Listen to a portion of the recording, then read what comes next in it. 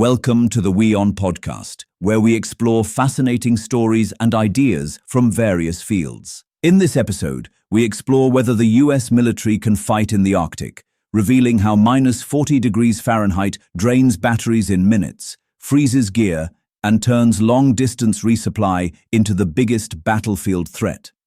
To dedicatedly focus on cold weather warfare, the US Army reactivated the 11th Airborne Division in Alaska in 2022. This unit serves as the primary Arctic force, trained to operate, ski, and fight in extreme sub-zero conditions where standard infantry units would fail. Official reports from recent exercises reveal that standard equipment often fails in the Arctic. At -40 degrees Fahrenheit, batteries drain in minutes, plastic bindings shatter, and lubricants freeze. The Pentagon is currently rushing to procure Arctic-specific gear rather than relying on adapted standard-issue kit. The US Coast Guard operates only 2 functioning polar icebreakers, the Polar Star and Healy, compared to Russia's fleet of over 40. This limits the US Navy's ability to ensure surface access to the Arctic Ocean, forcing a reliance on submarines and air power. The 2024 DoD Arctic Strategy explicitly states that the US cannot fight alone in the North.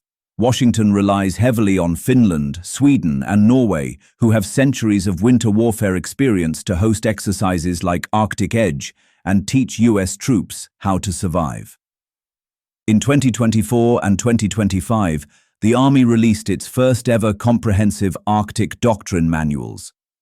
These official documents shift focus from counterinsurgency to large-scale combat in snow, acknowledging that the US had lost its ability to dominate in this environment and must rebuild it.